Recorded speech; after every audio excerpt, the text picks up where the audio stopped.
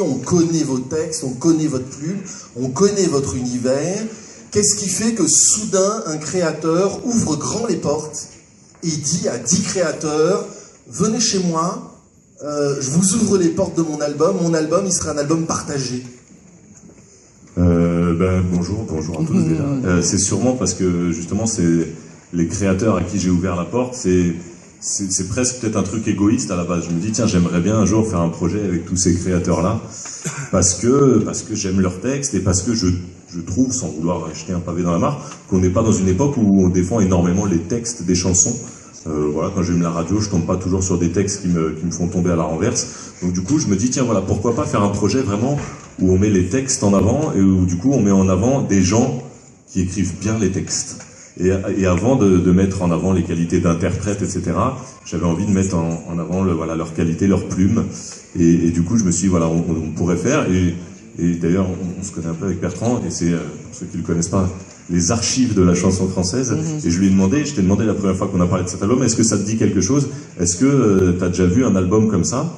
Tu m'as dit que ça te disait pas forcément quelque chose, voilà. Et c'était la première fois. D'habitude, quand il y a un album multi-artiste, c'est souvent des albums d'interprètes, voilà, qui font des reprises ou des duos ou en hommage à tel ou tel artiste. Là, je voulais un album où il y a plein d'artistes, mais que pour des textes inédits et pour mettre avant tout les. Voilà, c'est pour ça que c'est un album. Je le dis souvent, c'est un album d'auteur au pluriel. Alors, ce qui est très étonnant aussi, c'est le casting. Alors, on va peut-être pas les dire un à un, mais il y a 10 auteurs qui sont de générations extrêmement différentes, de notoriétés différentes. Il y a le monument Aznavour et il y a Luciole qui est une jeune artiste du slam et de la chanson. Il y a des gens du rap, il y a Orsena qui est écrivain et membre de l'Académie française.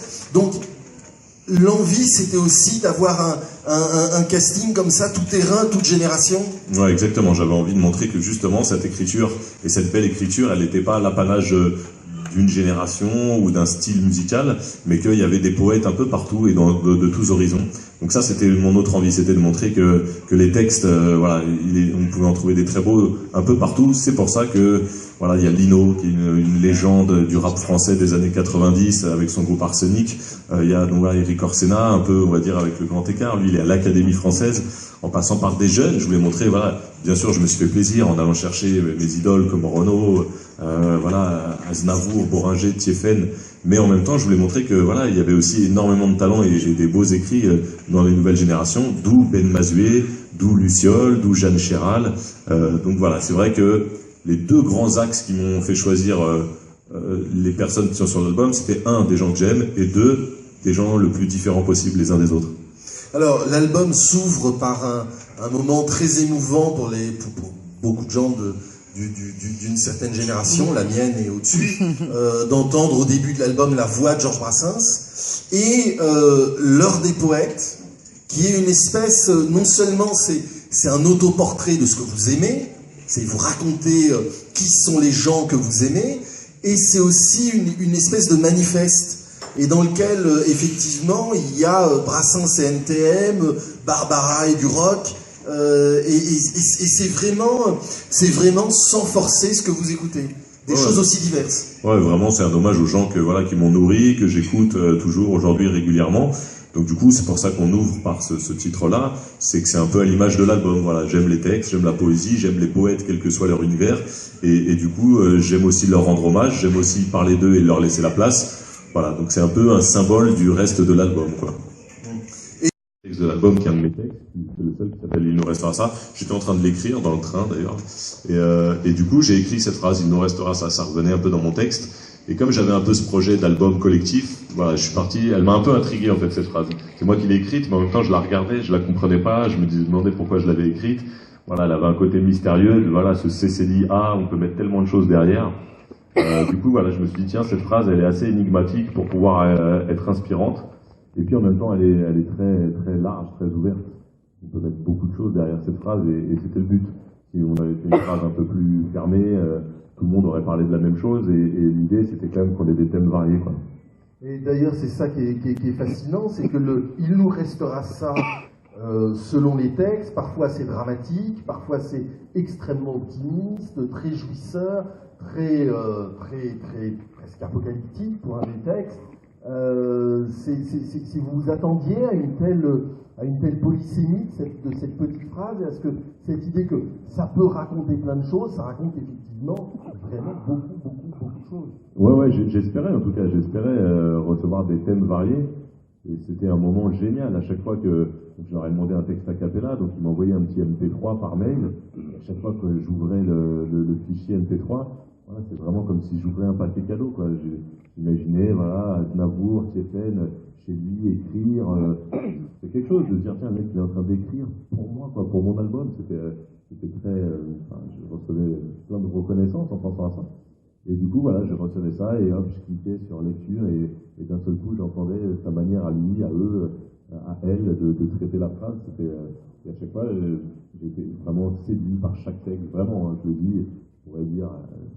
Ça pourrait être un peu mensonge en disant ouais, il y en a un ou deux qui m'ont pas plu, mais vraiment, à chaque fois j'étais assez ému de me dire putain, il a joué le jeu, il a mis la petite phrase qu'il fallait, il est dans son univers, en même temps pourtant il slame comme si c'était mon univers, enfin voilà. C'est un vrai cadeau, quoi. Chaque personne qui a joué le jeu, qui a accepté et qui a vraiment bossé, il y a personne qui a fait un texte par-dessus la jambe, quoi. En même temps, il y avait un beau casting, donc du coup, je leur mettais la pression, je leur disais, bon, voilà, il y aura Aznavour, Tiefen, Renaud, du coup, ils disaient, il va falloir quand même un peu, il va falloir écrire un petit peu ça. Ouais. Alors, peut-être avez-vous des questions?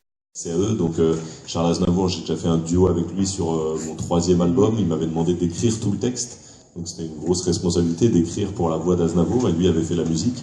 Donc voilà, je lui ai tout simplement parlé du projet, et Aznavour, il adore les textes parlés. Il l'a déjà fait, lui, déjà dans son répertoire. Non, je n'ai rien oublié, il y a tout un passage parlé. Voilà, il a conscience que quand on dit un texte plutôt que le chanter, on met encore plus en avant la qualité de l'écriture. Et lui, il aime quand des acteurs, des slammeurs, des rappeurs reprennent ses textes à lui sans les chanter. Donc du coup, je me doutais que ça pourrait lui plaire. Et voilà, et lui, il a tout de suite eu envie de dire son texte. Et en plus, comme il a ce côté acteur, hein, il a joué dans plein de films, il a la qualité d'interprétation, l'émotion dans le phrasé. Donc voilà, ça s'est fait très simplement. Aznavour, c'est une machine de professionnalisme. On l'a enregistré chez lui, on avait rendez-vous à 10h, tac, il était prêt, il était en train de réviser son texte, à 10h05, on était devant le micro. Donc du coup, ça donne moi je trouve un clip magnifique. Je le dis sans problème en plus que, 1, je suis pas dedans, 2, c'est pas mon idée, donc je peux le dire. C'est un clip magnifique. Et voilà, il y a chaque artiste a donné son image du poète. Alors voilà, oui, il y a Brassens, il y a Brel, il y a Aznavour, et tous ceux que je cite. Et Steve Pitopo, lui, donc il a fait Barbara en 3 dimensions, c'est complètement fou, il peint à la résine en plusieurs dimensions, et donc selon l'angle où on se trouve, on voit apparaître Barbara. Enfin voilà, il y a des idées magnifiques. Donc je vous invite, pour ceux qui n'ont pas encore vu le clip, à aller le voir, c'est l'heure des poètes. Et en plus, voilà, Minos, celui qui a fait le clip, il est très fort pour le montage. Donc c'était une galère parce qu'il a filmé 4 ou 5 heures de chaque artiste. Et il fallait qu'il reste 25 secondes pour chaque artiste parce qu'au final, le titre, il fait 4 minutes. Donc je me dis, mais comment tu vas réussir à faire ce montage? Et il a super bien réussi, c'est très rythmé, c'est très visuel. Voilà, c'est un beau clip. Ouais, effectivement, très spectaculaire. Madame. Oui, bonsoir. Donc vous avez parlé tout à l'heure de slammer dans la salle. Eh bien, grâce à vous, j'ai pu faire un slam en duo avec la phrase « Il nous restera ça ». Et on l'a mis sur YouTube et effectivement, on a 5000 vues aujourd'hui. Alors comment il s'appelle? Comment on le retrouve sur YouTube? Il nous restera ça. Il nous restera ça. Et il y a des noms de slammeurs, d'artistes ou... Je slame sous mon nom Ifi et c'est avec Mysterio Kaufmat qui vous avez interviewé sur Moissac. Et on fait partie du groupe Planète Slam. Super, donc ma question, est-ce que vous accepteriez de le slammer là maintenant? Le texte? Oui. Alors j'ai un gros problème avec ça, j'ai toujours dit.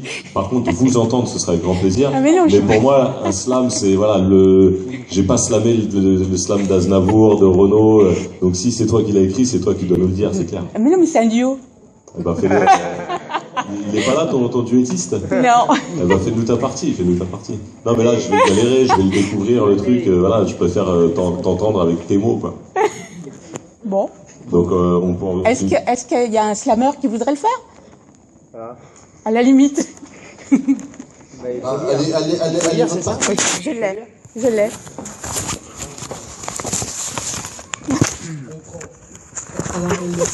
Oui, oui, oui.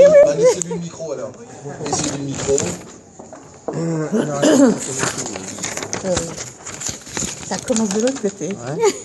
Alors, lui, c'est le homme, et elle, Et moi, bah non, lui, c'est vous. bah, lui, c'est moi, oui, j'ai compris. Il n'y a pas un deuxième micro? Il n'y a pas un deuxième micro? Ok, vas-y. Ah, c'est moi? Donc ça commence là ou ça commence là? Ça commence. Ok, alors, on va le faire vite fait, là, parce que ça va devenir relou. Donc, enchanté. Je ne sais pas quelle trace il y aura de moi, une seule trace, celle de toi, mais il nous restera ça. Juste une lointaine image d'un roi, une lointaine image d'une reine, que j'ai aimée sans peine. Mais regarde ce que je suis devenu. Juste un homme complètement foutu. Je suis plus qu'une ombre, une poussière bien sombre. Un ange de la mort s'est penché sur mon sort. Je me sais condamné, alors tu sais quoi? Je ne sais pas de lutter. Tu veux faire le refrain? Non, c'est Ah. ça. Il nous restera ça, le souvenir de ce soir, le jour où dans mes bras tu t'abandonneras, et j'étais rempli d'espoir. Je t'en prie, arrête de penser au mal. Ta fin n'est peut-être pas si fatale. S'il te plaît, pour moi, lutte encore. Lutte pour refaire vibrer nos corps. Lorsque tu auras rejoint l'au-delà, je sais ce qui de toi me restera. Il me restera tous tes maudits, de maudits mots que tu m'avais écrits, des mots que tu clamais ou déclamais, parfois tranchants comme une lame aiguisée, parfois brûlants qui me faisaient espérer. Des mots pour moi pleins de rêves, de liberté, qui la nuit attisaient mes passions et réveillaient en moi des milliers d'émotions. Depuis ta maladie, tes mots se sont épuisés. Je me suis retrouvée abandonnée comme un jouet cassé, seule, privée d'eux pour me soulager, seule, privée de toi pour guider mes pas vers le chemin que nous avions rêvé tout bas. Il nous restera ça, la joie intense de ces nuits-là, où vers l'extase tu me guidas, loin de tous nos tracas. Ouais. T'as pas compris pourquoi, mais mots. Ouais. C'est très émouvant et bravo. Merci.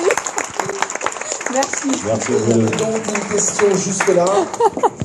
Fabien. merci aussi au slammer qui a joué le jeu. De prendre des quelques Bon, mots. j'ai Bien joué, merci.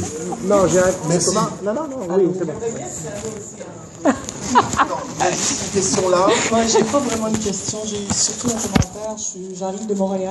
Comme je suis un vrai jukebox, voilà, vous avez choisi la 10, ok, on fait la 10. On a déjà eu les premiers mots, les premiers rires déclenchés, les premiers pas, les premières courses, les premiers genoux écorchés, les premières photos à 4, les premières crises de cauchemar, les premières nuits pointillées, les premiers vices de couche-tard.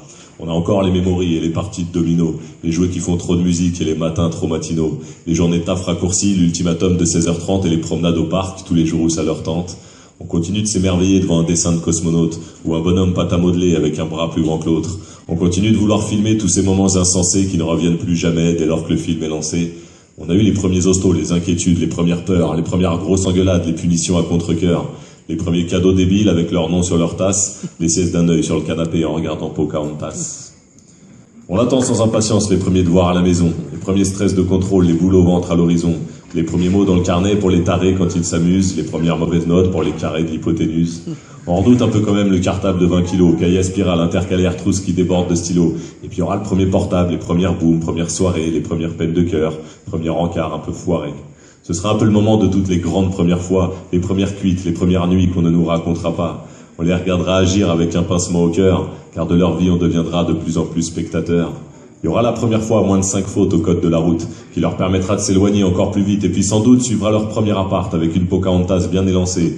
Ils reviendront vider leur chambre. Ça, j'ose même pas y penser. Il nous restera ça, je l'espère, ce sentiment essentiel, de les avoir bien préparés à cet immense bordel. Il nous restera ça, j'en suis sûr, cette indicible joie, de les voir courageux, bien épanouis dans leur choix. Il nous restera une maison avec une ou deux chambres en trop, retrouvant le statut de jeune couple en perdant ensuite par en pro. Il nous restera à regarder devant en appréciant ce qu'il y a derrière, prendre plein de photos de demain pour compléter celles d'hier. Et puis les chambres en trop seront à nouveau amochées par la nouvelle génération des premiers genoux écorchés. Le cycle jouera son rôle implacable et fatidique, et on retrouvera des jouets modernes qui font toujours trop de musique. Au milieu des nouveaux cris, on se dira qu'on a réussi à fabriquer ce manteau qui nous protège la vie, ce confort impalpable, ce tremplin, cette béquille, ce miracle anodin.